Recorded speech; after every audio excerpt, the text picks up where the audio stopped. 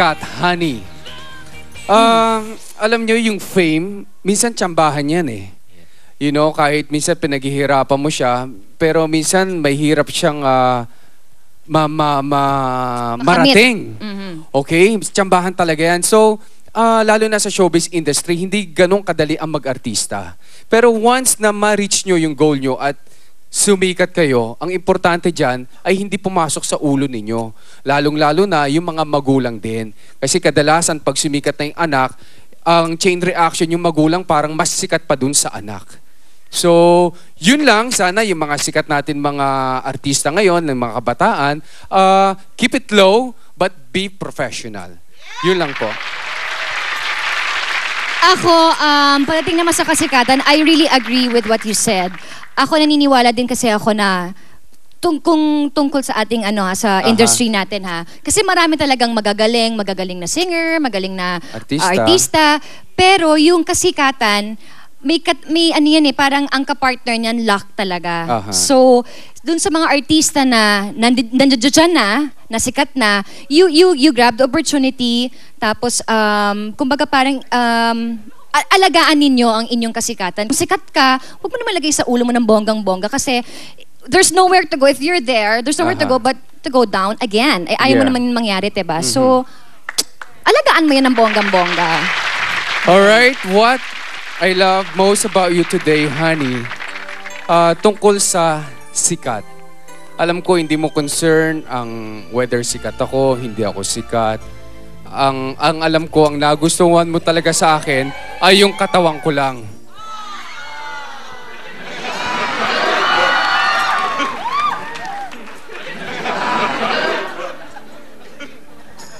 Yan na yun? Eto na. Yan na? Honey, sinamahan mo ko dahil sa katawan ko, di ba? Sabi mo sa akin. Sige na lang. Ako naman, what I love most about you today, ayan kasi yung katawan mo na ko eh. Kita nyo na? Kita nyo na? Nasisilaw siya eh. Oo, nagulantang yung mundo ko sa'yo. Ako naman, parang kung ano rin yung sinabi mo, wala naman kasi sa atin kung sikat ka, sikat ako. Basta sa atin, nagkakaintindihan tayo. We support each other. We're both professional. Walang inggitan na nangyayari, walang competition na nagaganap. Kumbaga, like I said, kung ano yung meron ko, sinusuportahan mo ko at happy ka. At ganun din ako sa'yo, kung ano yung meron mo, sinusuportahan kita ng bonggang-bongga. At saka, totoo ka sa sinabi mo na gusto ko talaga ang katawan mo. Ay, kiss my bicep. Kiss my bicep. Kiss na, honey. Tumigil ka dyan! Kiss na tayo! Hindi pa po tapos dahil ang Accelerate. Oo, pero bago muna sila magkantahan, gusto muna natin magpasalamat sa ACR Furniture, SM Homeworld, sa Neo Flam, Teka Kitchen Studio, Island Rose. For inquiries, please call 816-3091 sa Quezon. Thank you sa ABE International College, Caloocan City Campus. And thank you also International Christian Academy, Sukat, Parañaque. Maraming salamat. Alright. And thank you din sa Ensembles for my clothes, Pink Box for my hair accessories, Salon de Manila for my hair care, at saka kay Jonar Jess of Bami Fuentes for my hairs, Nelson Bonaventura of Sir George Salon for my makeup. Thank you. Alright, jam in with Accelerate, everybody.